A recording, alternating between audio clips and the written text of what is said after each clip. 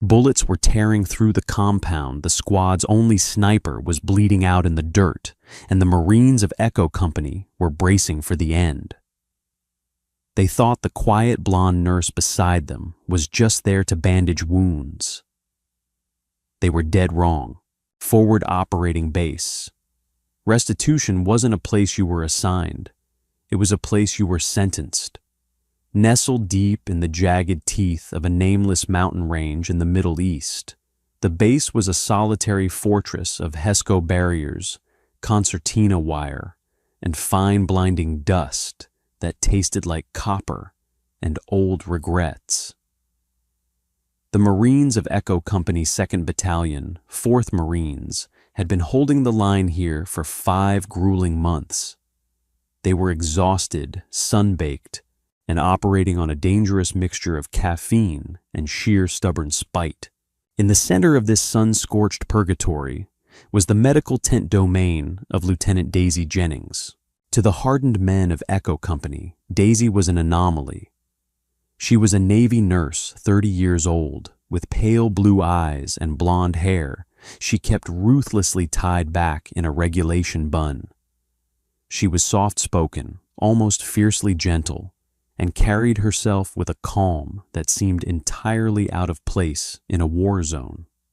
When she wasn't stitching up shrapnel wounds or administering IV fluids to heat-stroked infantrymen, she was sitting quietly on an ammunition crate reading worn paperback novels.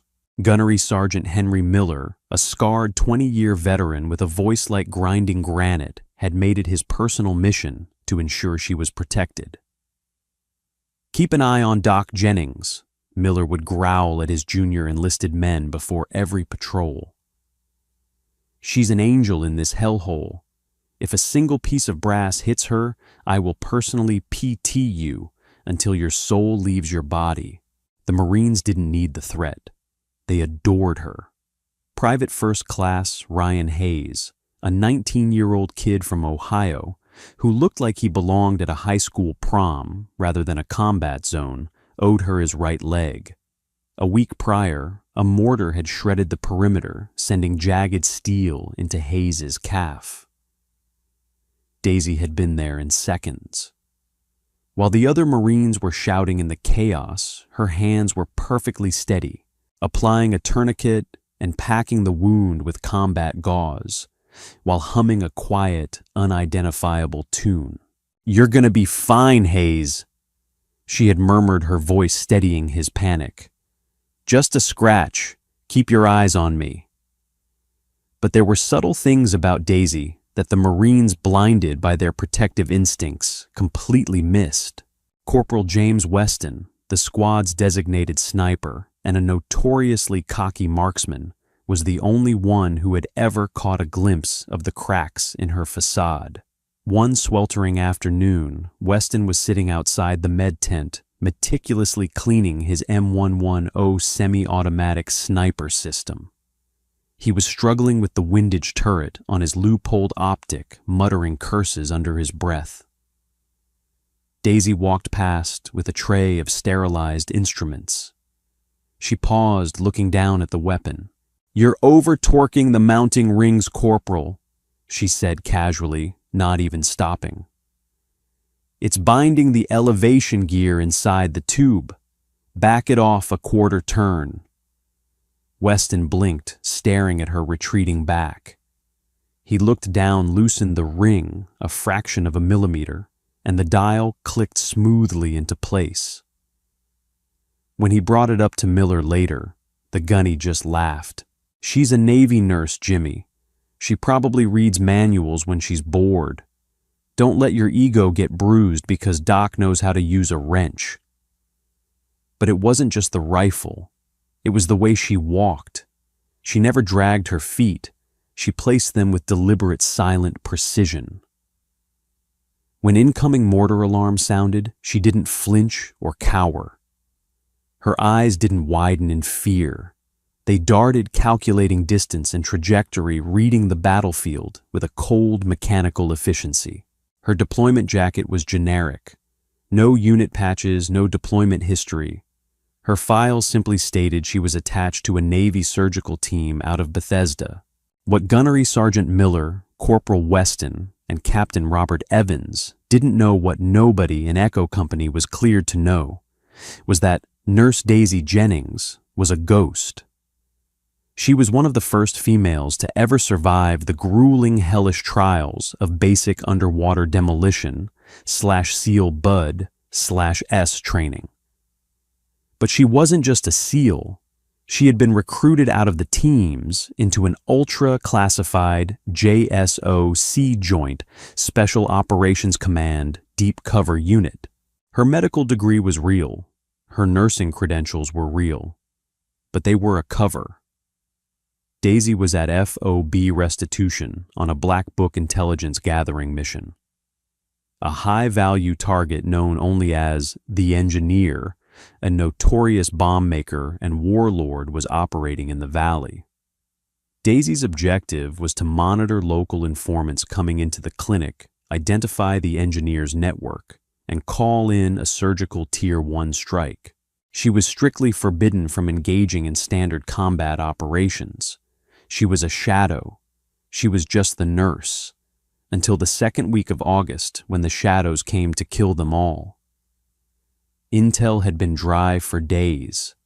The valley had gone eerily, terrifyingly quiet.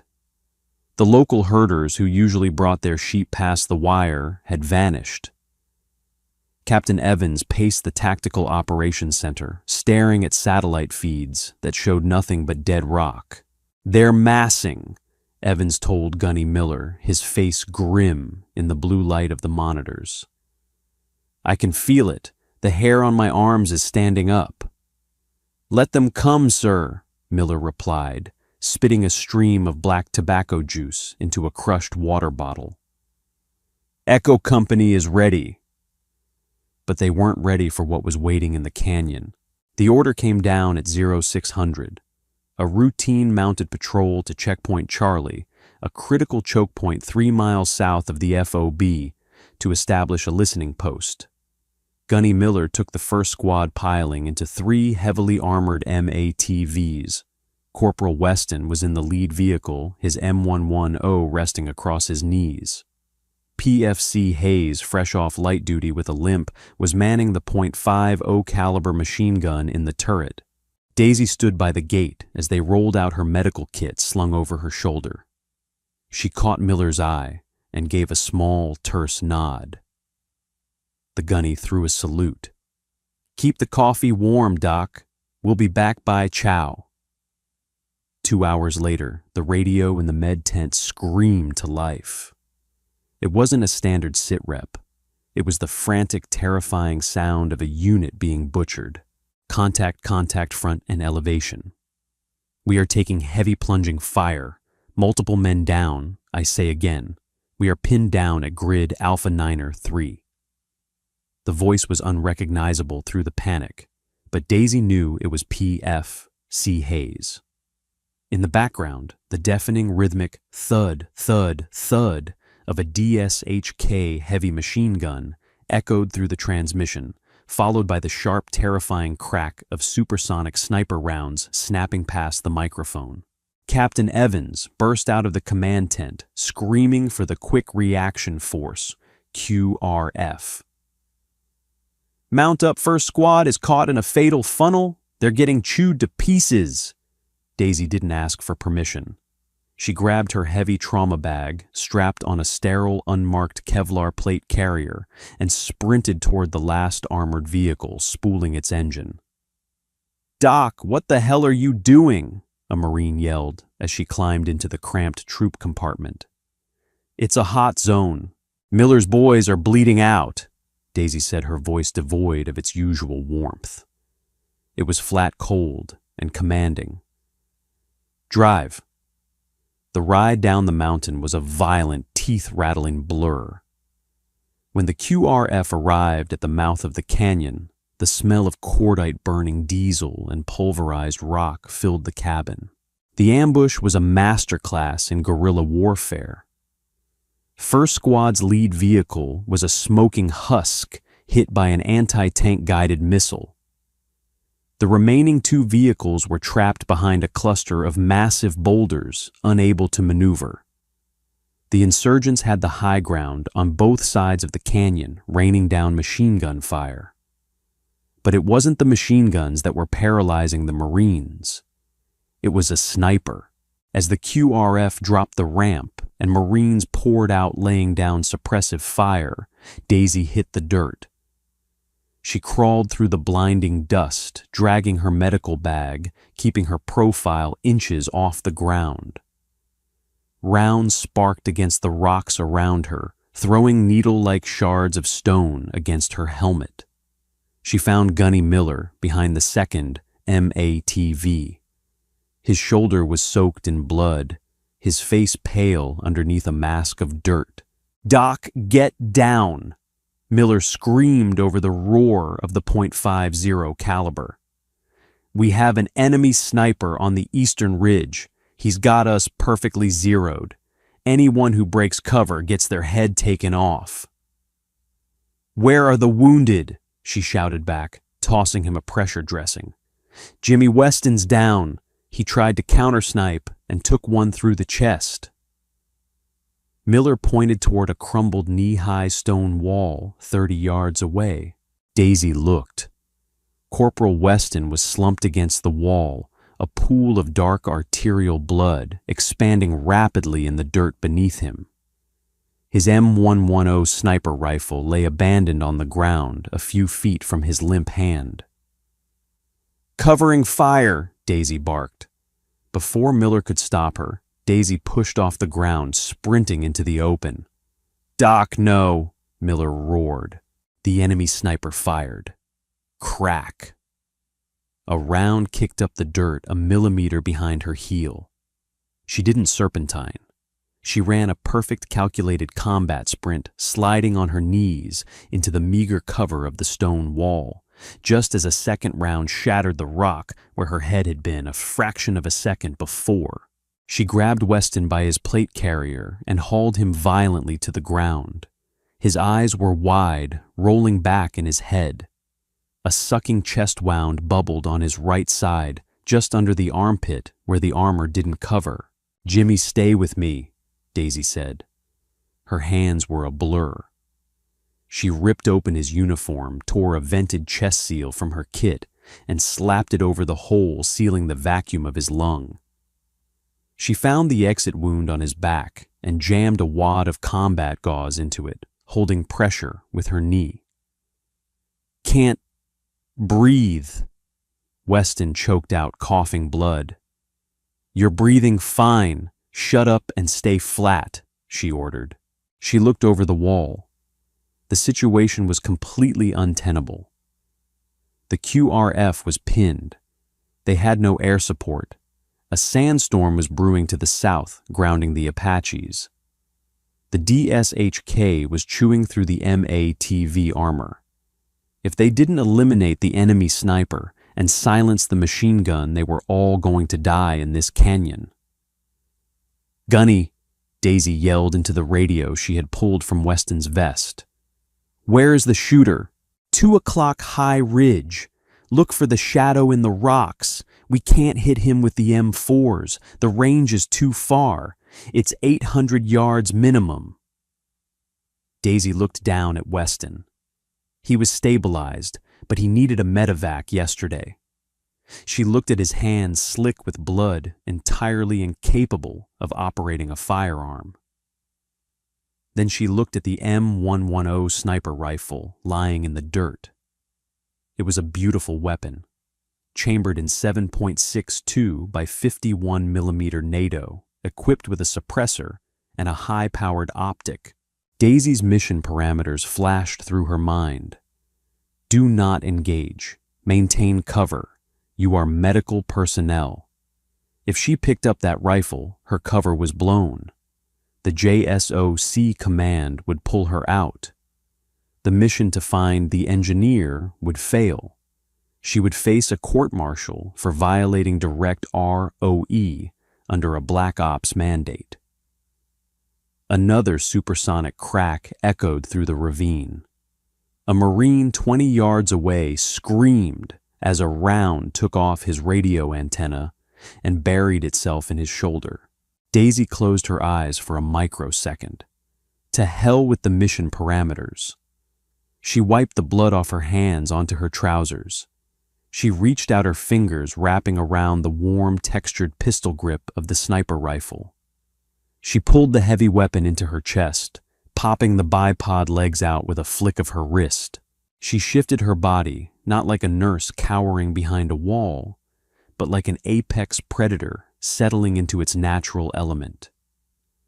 She pushed her legs back, dug her boots into the dirt, and aligned her spine perfectly with the barrel of the rifle.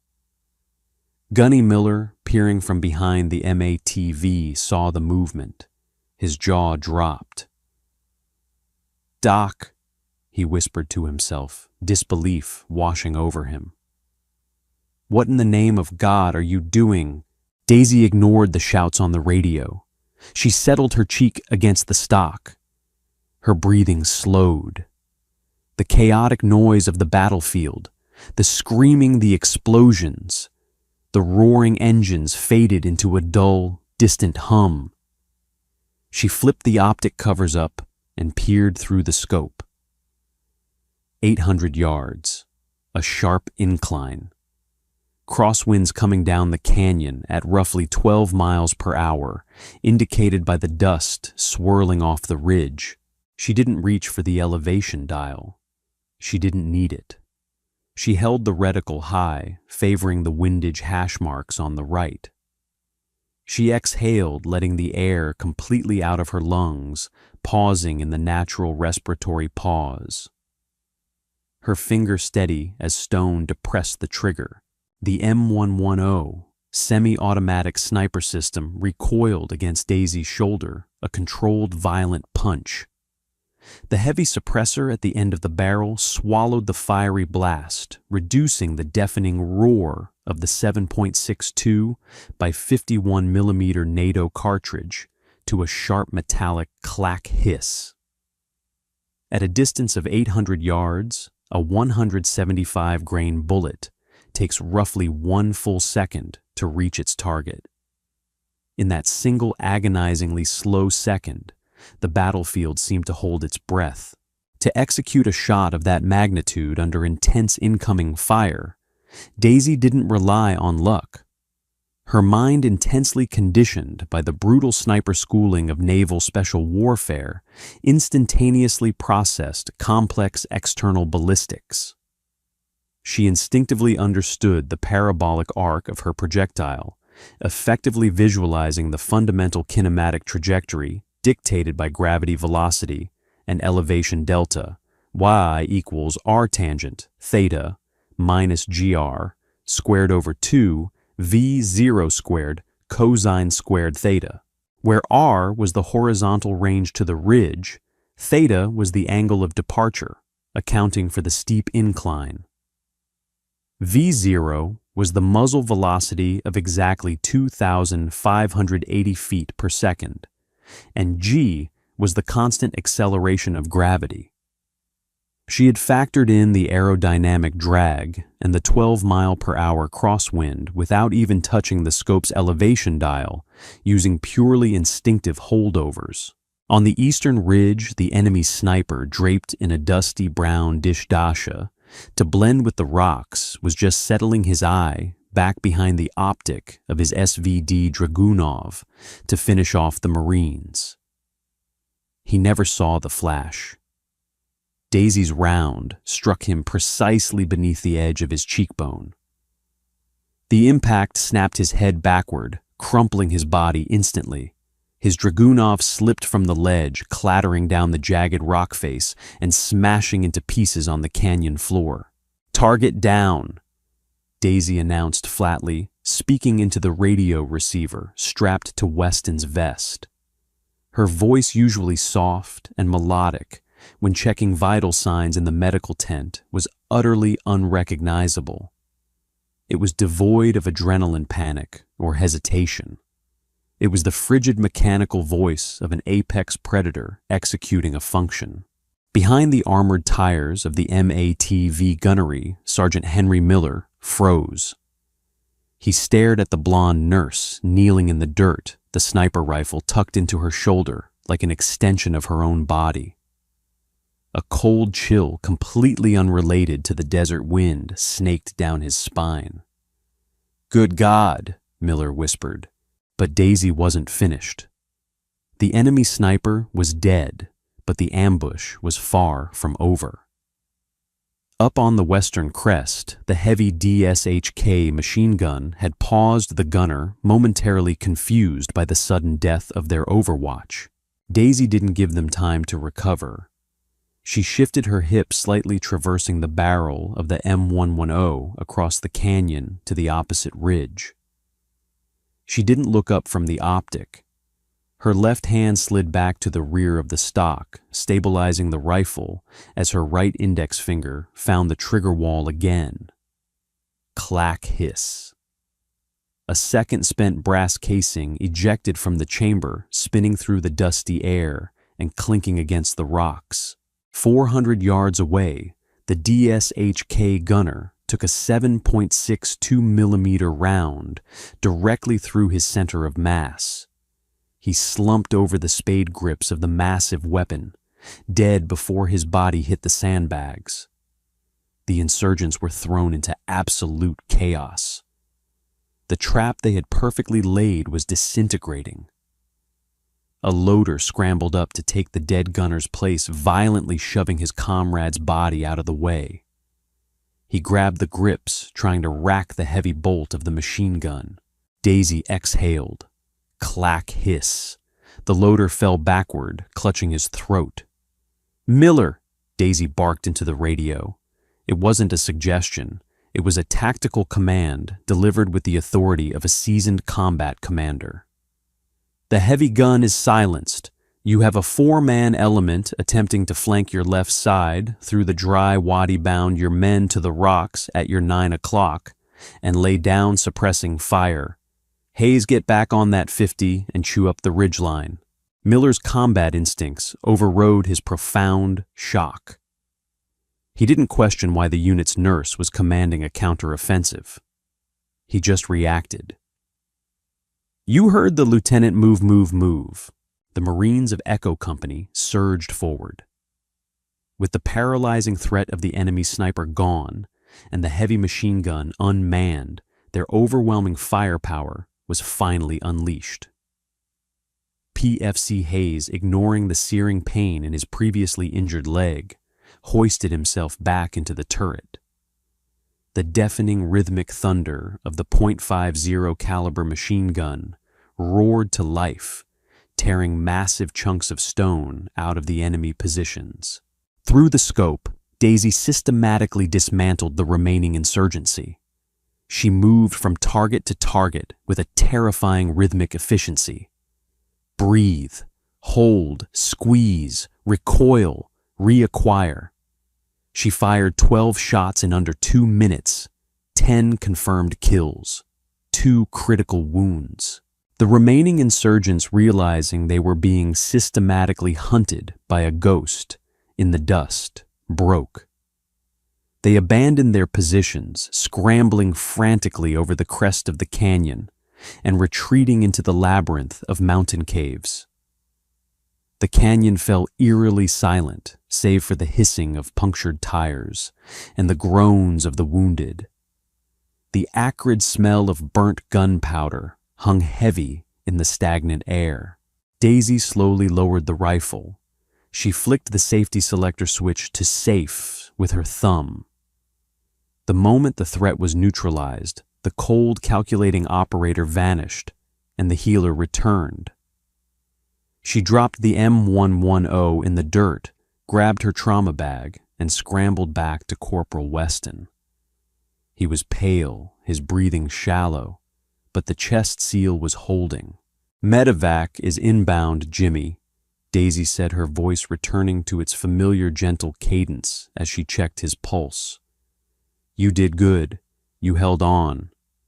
Gunny Miller walked up slowly, his rifle lowered. He looked at the shattered enemy positions on the ridge, then down at the blood-soaked nurse tending to his man. The awe in his eyes was mingled with a deep, unsettling apprehension. "Doc," Miller started, his gravelly voice faltering. What are you?" Daisy didn't look up from Weston's bandages. "I'm just a nurse, Gunny. Let's get these men home." The flight back to forward operating base Restitution was cloaked in a heavy, suffocating silence. The dust-covered Marines of Echo Company sat in the back of the troop transports, their eyes constantly darting toward Lieutenant Daisy Jennings. She sat quietly in the corner, her uniform stained crimson, staring blankly at the metal floorboards. No one dared to speak to her. As soon as the convoy rolled through the HESCO barriers, the base erupted into controlled chaos. The wounded were rushed to the surgical tent, and the medevac choppers finally cleared through the sandstorm, touched down to extract Corporal Weston and the other critical casualties. Daisy spent the next 3 hours operating in pure medical mode. She sutured lacerations, administered morphine, and stabilized the men she had just saved. She moved with the same precision she had shown with the rifle, her face an unreadable mask. When the last patient was stabilized and the tent was finally quiet, she walked over to the stainless steel scrub sink. She turned on the spigot, letting the cold water wash over her trembling hands. The adrenaline was finally leaving her system, leaving behind a bone-deep exhaustion. The canvas flap of the tent was violently pushed aside. Captain Robert Evans stepped in, followed closely by Gunnery Sergeant Miller. Evans's face was flushed with anger and confusion. He held Corporal Weston's M110 sniper rifle in his hands, the barrel still warm, the dust of the canyon clinging to its optic. "Lieutenant Jennings," Evans said, his voice dangerously low. "Care to explain this?" Daisy turned off the water. She reached for a paper towel, drying her hands methodically. "Corporal Weston was incapacitated, sir. I utilized his weapon to defend the wounded." "Defend the wounded!" Evans scoffed, stepping closer. "Miller gave me the after-action report. He said you dialed in an 800-yard uphill shot in a crosswind under heavy plunging fire and took a sniper cleanly through the eye. Then you systematically eradicated a DSHK crew and orchestrated a squad-level flanking maneuver. You fired 12 rounds. You hit 12 targets." Evans slammed the butt of the rifle onto the wooden floorboards. "Nurses don't shoot like that, Jennings. Force recon snipers don't shoot like that. Only Tier 1 operators shoot like that. Who the hell are you, and what are you doing in my camp?" Daisy looked at Evans, her pale blue eyes unwavering. "My medical credentials are real, Captain. I am a commissioned officer in the United States Navy. That's a half-truth, and you know it," Evans countered, stepping into her personal space. "I'm calling CENTCOM. I want your real file, or I'm putting you under arrest for operating outside standard ROE under a false designation." Before Daisy could respond, a low rhythmic thumping echoed over the mountains. It wasn't the familiar, high-pitched whine of a standard medevac Huey. It was the deep, bass-heavy thrum of a helicopter built for stealth and speed. Evans and Miller frowned, turning toward the sound. They walked out of the tent, shielding their eyes from the blowing dust. Descending rapidly onto the FOB's landing pad was a completely blacked-out MH-60M Black Hawk. It bore no unit insignia, no tail numbers, and no standard military markings. It was a phantom. As the skids touched down, the side door slid open. A man stepped out into the swirling dust. He wasn't wearing a uniform. He wore a faded tactical plate carrier over a plaid civilian shirt, blue jeans, and rugged hiking boots. He carried an aura of absolute, unquestionable authority. He walked briskly past the perimeter guards who were too stunned to ask for identification and marched directly toward Captain Evans. "Captain Evans," the man said over the roar of the rotors, flashing a small leather credential case that bore the crest of the Department of Defense and a deeply classified JSOC clearance level. "I'm Commander Thomas Riley. I'm here for my operative." Evans stared at the credentials, the blood draining from his face. "Your operative." Riley looked past the captain and saw Daisy stepping out of the medical tent. She had swapped her blood-stained blouse for a clean tan t-shirt and was carrying a single black duffel bag. "Lieutenant Jennings," Riley called out. "Pack it up. We are blown." "Sir," Daisy replied sharply, coming to attention. "Wait a minute," Evans protested, stepping between Riley and Daisy. "You can't just take my chief medical officer. She just engaged in a massive firefight. There are reports to file, investigations." Riley cut him off with a look so cold it could freeze water. "Captain Lieutenant Jennings doesn't exist. This conversation isn't happening. And as for the firefight, you should be thanking her on your knees." Riley pulled a satellite phone from his vest. "That sniper she took out on the ridge. He wasn't just a random insurgent. He was the younger brother of the engineer. When the QRF swept the bodies, they pulled a fully encrypted satellite radio off his vest. We cracked it 10 minutes ago. We now have the GPS coordinates for every bomb-making facility in this valley." Riley looked at Daisy, a faint glimmer of respect breaking through his stern demeanor. "You broke direct mission parameters, Daisy. You blew a 5-month deep cover. Command is furious." He paused. "But you saved a dozen Marines and handed us the warlord on a silver platter. Get in the bird." Daisy hoisted the heavy duffel bag onto her shoulder. She looked at Captain Evans, giving him a crisp textbook salute. Evans, still reeling from the revelation, slowly returned it. Then she turned to Gunnery Sergeant Miller.